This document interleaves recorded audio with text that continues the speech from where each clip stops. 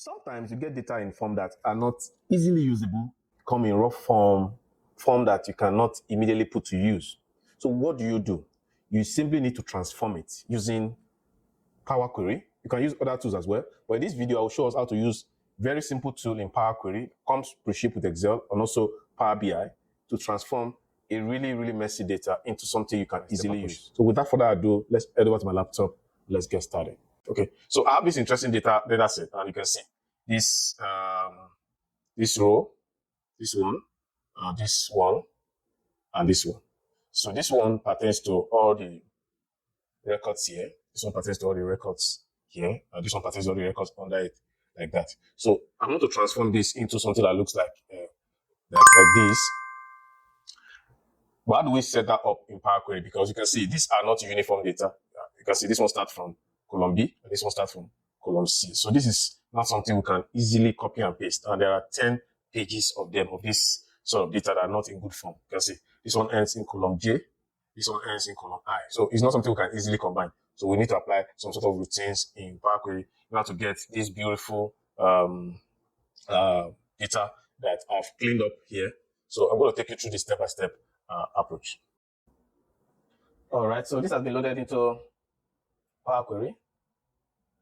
So the data has been loaded in Power Query, and you can see it here from column 1 to column 10. But the only column that is uniform with all of this is just column 1. So first of all, come to column 1 and remove the null. So let me just get rid of the null. Then scroll down. Then I remove this total segmented profit. I remove this project because these are things that are static. They won't change. Then I will leave this date for now because it could change to another date in the future. So if I add code it, so I'm going to run into issues. These are all categories, so I will leave them for now. I will get rid of them. I will get rid of them later. So I click OK, and then I've been able to do the initial filtering. So the next thing I want to do is to make sure that this all text type or the data types are text because I want to combine. So I just come here, highlight all, go to transform and say data type, I'll choose text.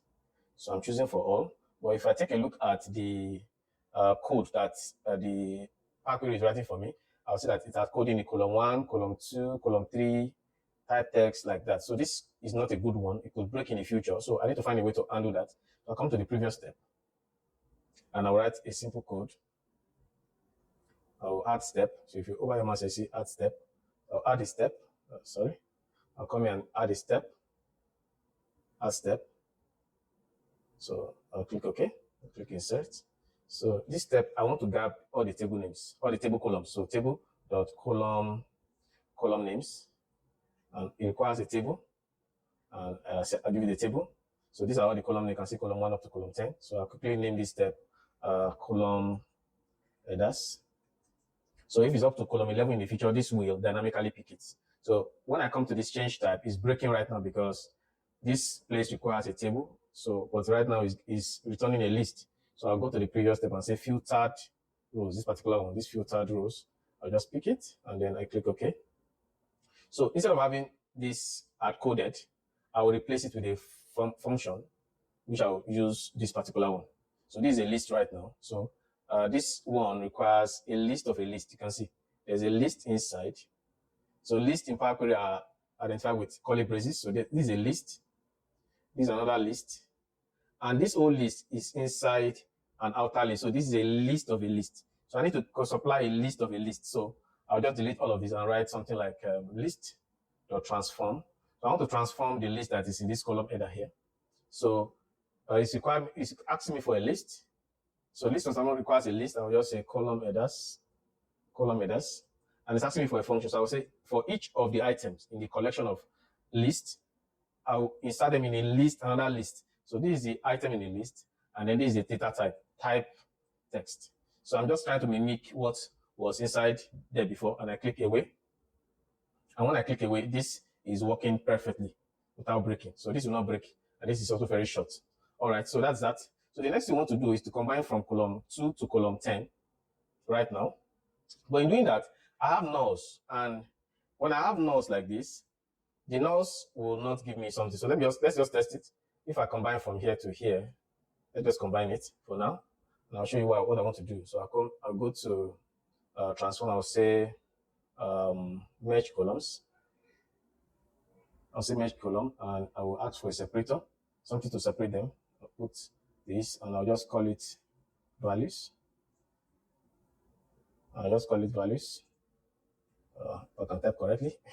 So values, you can see it's returning me blank, blank, blank because there are no values here. So before I do the merge column, I'll just align the whole of this up to here, and I'll go to replace values or add step. And I'll say where you see null, replace with a 0. And when I come here, I'm having the values without zeros. So you can see no zeros. So the next thing I'll do then is to try to make sure that my stuff doesn't break. So you can see right now, I'm still having things hard coded. I told you this will cause a problem for us. So luckily for us, we already have the column headers here. But the only thing is that column 1 is not part of the items here. So we need to remove column 1. So, and the way to do that is to just call a list. So we just delete this one and replace with our own. We just say list.remove. So the list.remove first n. So list.remove first n will remove the first number of list that we, the first element in the list. So saying I want this list. Please remove the first one. So I'll just say 1. Remove the first one, which is this one. You can see. So it will remove this column 1 and return column 2 up to column 10. So let me go back, and you can see this works perfectly. So I'm making sure that this stuff works perfectly. So you can name the steps as you go along. So this is fine for now. So the next thing I want to do is to identify where the column header starts from. So for this one, this is the column header. If I scroll down, I'll see another one. Okay. If I scroll down, I'll see another one. Okay, so this is another one. So the identifier here is anywhere a row has actual is the column header. So I'll just come up here, add column, and say conditional. I'll just write a simple routine. Conditional, I'll just say, I'll call it column headers, or column header, whatever you like to call it. And I'll say if values contains what? Contains actual. What do I want to return? I want to return a column, and the column I want to return is values, which is this one, else return null. So I'll click OK. And this returns a set of items. So in the future, these values could be this actual. So you look at the formula at the top, see that that's actual here. It's possible it becomes a small letter in the future. So I'll just add something called comparer.ignore case. So if it's small letter or capital letter, it will ignore it. So that is fine. So you're just trying to make sure our formula is proof. So the next thing I will do is to fill down. I'll say fill down, because the reason why I'm filling down is that, let me go to the previous step, is that this header covers the whole of here up to here. This one covers from this one covers from here to here. So when I fill down, it will fill down those null spaces. So that is what we have just done. So at this point, I think I can get rid of this null now. This is the point at which I get rid of this date that's coded here without breaking my code. So I'll come here and filter out the null. So that is gone. So we move ahead now. So the next thing we can do is to now begin to match this column header with the values. So you can see, if you take a look at this one here, you can see that this 0 goes with this one here. This actual goes with this value here. So we can simply map them. We can map them to each. We can map them because the number of items here are 9. And the one here is also 9. So we can map them by their position to each other as a record. So we can create a record having a column and a value. Column values. That is only way we can combine them with ease without breaking the code. So we're going to do that right now. So for me to do that, I will need to write a function. I will create an extra column, and you will see what I'm trying to do here. So I'll create a column. And I'll call it record. I'll just put an underscore because record could be a keyword. So I don't want to break the code. I'm just being careful. So record now, I will create some things called some variables. just to assist me and make sure I understand what I'm doing. So the first one will be values list. So I need to get a list of the values here. So that will make me to get something like Text.Split. So I'll split each of the text using this delimiter I created before. So I want to split values column. I'll pick it here. Then what is the separator? The separator is this, and I'll close the bracket. So the next thing I want to do is to get the column header list, and that will be the same thing to Text.Split. So Text.Split requires a text, you can see, and the text here now is column headers, and the delimiter is semicolon and space. So I've been able to split that, and let's just test what I'm going to have. So I can say return. I can use the statement called in. So let me just try and return the column headers list. So let me just push this down. So I want to return this column headers. Let's see what we have. So you can see here, I have this column header, as you can see, actual, like that. We can also return, if I click on this J icon, we can also return the values list as well, just to see what we have. So you can test your function like this. So if I come here, you can see this one is giving me 0.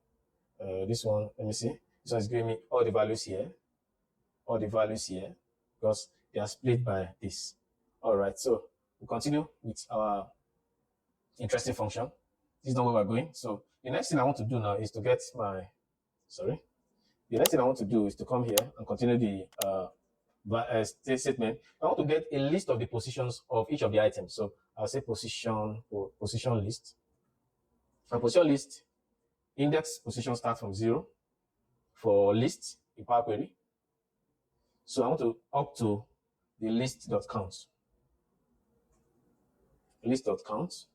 The list.count, now I want to get the count of the column list. It doesn't matter which one, are the same. Okay. And because we're starting from 0, the last index position will be -1. So I'll put -1, and I'll close the this curly bracket. So this curly bracket now, I'm using it to start a list. All right. I'm using it to start a list. Okay. So I haven't gotten that. That is the position of each of the items in the list.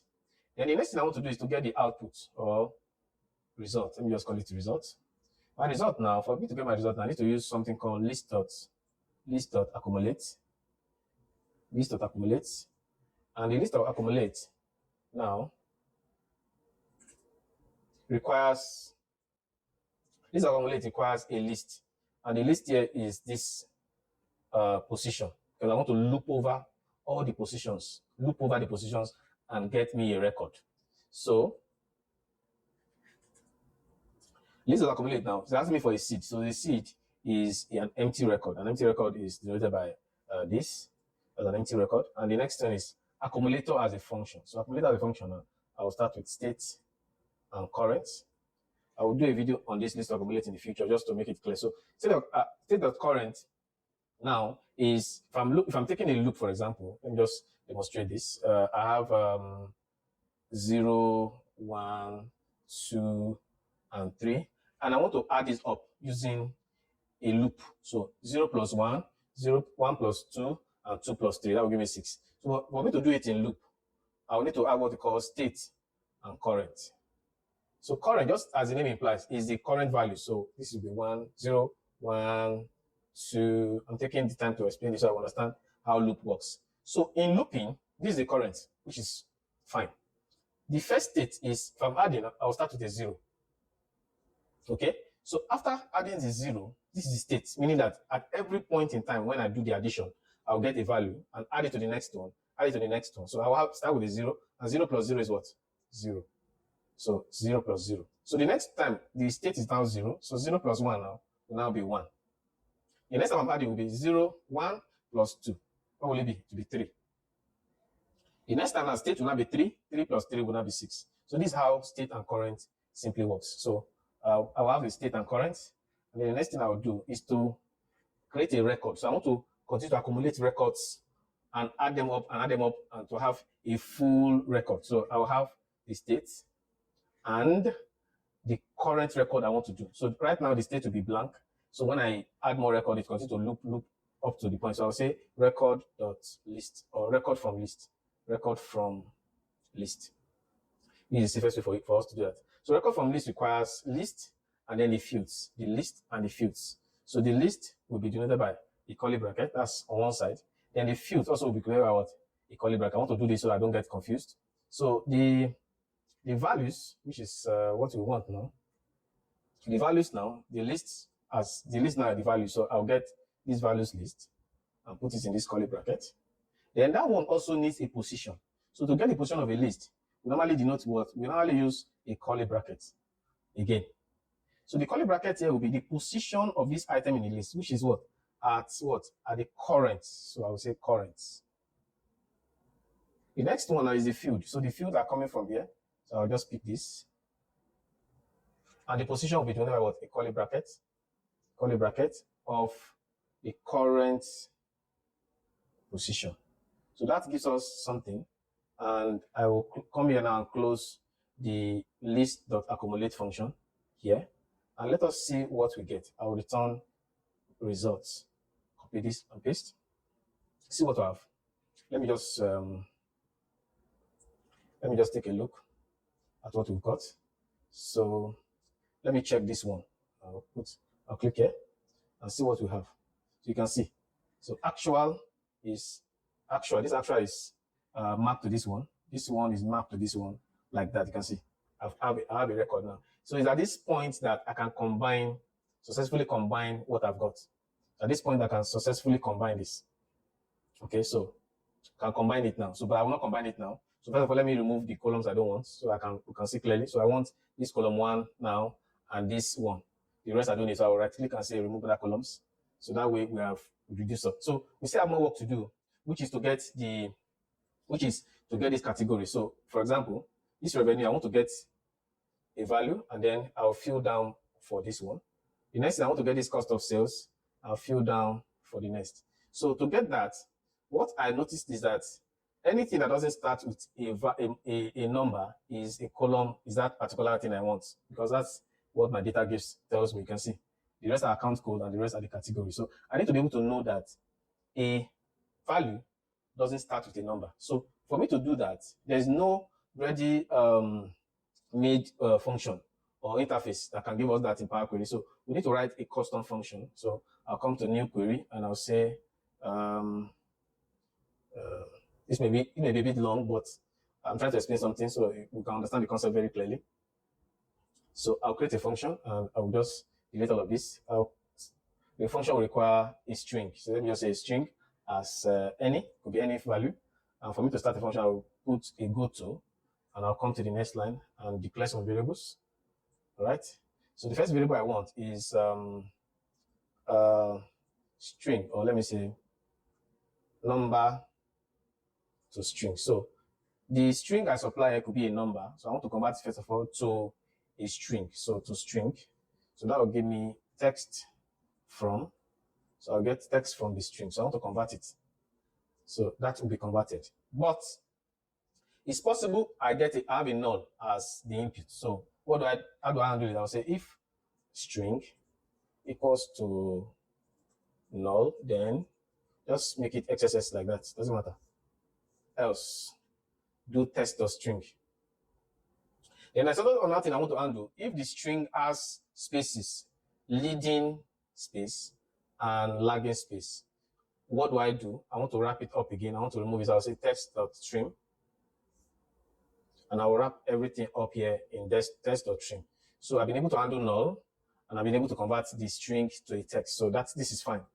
So the next thing to do is to get the first character of the string.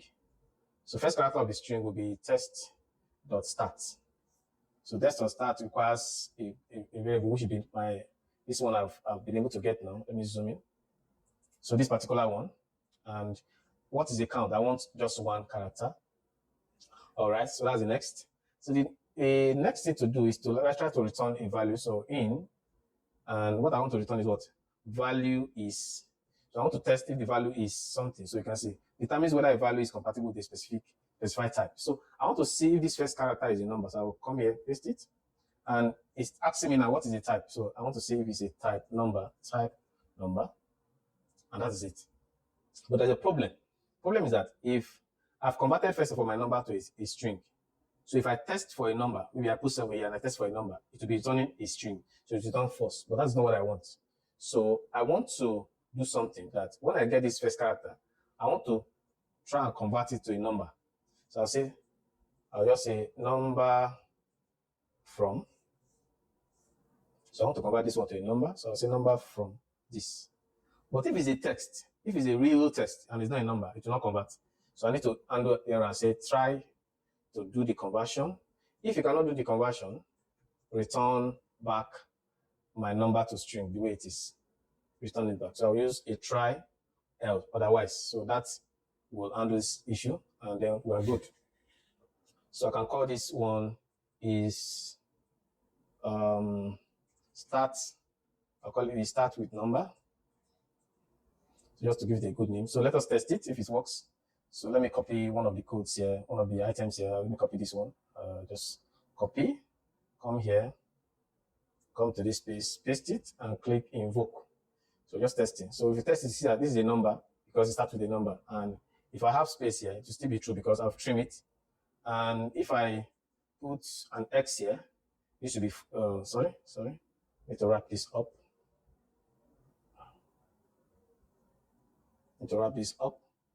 So this is a false. So this is working perfectly. So I can delete this now. Just tested the function is working well. So let's come back here now and use this particular function now to work. So what I want to do is to add column, custom column, and to see if, so I'll call this one, let me call it category. I'll just say if is starts with number. If it starts with number, what do I want to test? I want to test column 1. If it starts with number is equal to false. You can either write like this or you can say, you can come to the beginning here and say not. So this one is like, if is not start with number. So that's how to write it. Then what do I want to do? I want to return the column 1. So I want to return the header. Else, what do I want to do? I want to return null. So now I'll tell you what happens now. So you see, if I click OK, you see that it has returned account revenue. So what do I do next? I'll simply come and what? Fill down. So after filling down, what else do I need to do? I need to select records where this particular place doesn't start with number. So I'll just come to the next step, which is to do, I want to get rid of the account and revenue now. So I'll just come up here and say table.select. Table.select rows. So table.select rows requires you to supply a table as table, and then the condition, which is each, where column 1, where is start with number. So it's only where it start with number that I want. So let me click this. So it's only where it start with number that I want. So I'll close this bracket, and I'll close this bracket, and I've removed all the ones that doesn't start with number in column 1. So this is how we can write a function, custom function, and reuse it. So I've gotten rid of all of this. So the next thing for me to do is to come to this place and expand and get all my columns. So for now, let me just click OK, and you see what we'll get. So you see that I've got 0. Okay, before I do this, let's get organized. Let me move this column to this place. I just drag it and move it here. Inside the step. All right, so it's just trying to tidy up things. So I'll move it here. Then before I expand it, so I've expanded it now.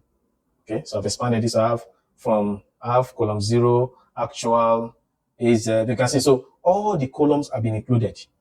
All, and they are standard now. So, but I have a problem, and the problem is that, again, this is hard-coded. This is a problem for us. This will break in the future. We need to find a way to automate this and make sure that it doesn't break. I could have AZ06 in the future. If this comes like this, AZ06 will be removed. So what I need to do again is to come to this previous step and get all the columns here. And again, to get that, we're going to apply a function. So what I'm going to do first of all is to come here and right click and say drill down, call it drill down. So drill down will give me only one column. I can say, well, insert a new step. So you can see, so it has been able to insert a step, but in inserting a step, it removed my previous step, which is fine. So in doing this one, I need to get the column of each of them. So to get that, I'll come here and say list.transform. In the list.transform, I will say each. I want record stroke field name. So record of field name requires a record. I'll just put underscore because I'm dealing with each. I'll close the bracket and I click away. I have I have the columns. So after gotten the column, what do I need to do? I have list, so I can do list.combine. So I'll keep wrapping this up until I get what I want. So list.combine requires a list, and this is a list. These are all the lists. Now there are repetitions here.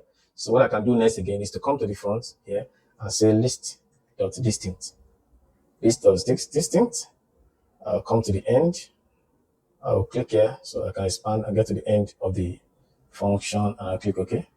So it has given me what? A distinct list. So what can I do now? I want to get rid of this zero. I don't need this zero as a column header. So I can come here and say list.select. So list.select requires you to give him a list, which is this list, and a condition. So I'll say each underscore must not be equal to 0. So this 0 is a text. Don't forget the text. So that way the 0 is gone. So I can call this one. I can name this step F2. I can name this step selected columns. All right. So that is fine. So what I can do next now is to come to this page and reference this step. So I can work on it. So I'll reference the previous step, which is reordered columns. So I want to collect this particular step. So I'll call it reordered. So I want to get this one. So I'll come here now and expand the columns. Select all columns. So let's just select for now. Okay, so it has selected all for me. Fine. So instead of having these zeros like this, I'll just delete all of this. So having all of this, I will now replace it with selected columns, which is this one that we created, this particular step we created here. So you can remember, we created this step by selecting them. So instead of writing this, we're going to come here now and say what? Selected columns, and we'll click away. If we click away now, this will dynamically pick the columns I've selected and removing the zeros. So in the future, this will not break. So another thing maybe we can do is to maybe sort this properly, because right now it's not looking nice. I came here, then AZ01 is here. This is not looking good. So we can come to this select column and come to the beginning and say list.sort. List.sort requires a list, just a list, and this is a list. And when I sort it, I get a sorted list.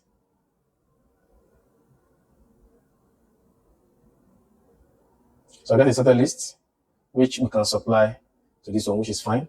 So this is looking nice. So the last thing we can do is to maybe come here and call this one account code. So this is just cosmetics now. Okay. And then I need to change the data type of all of this.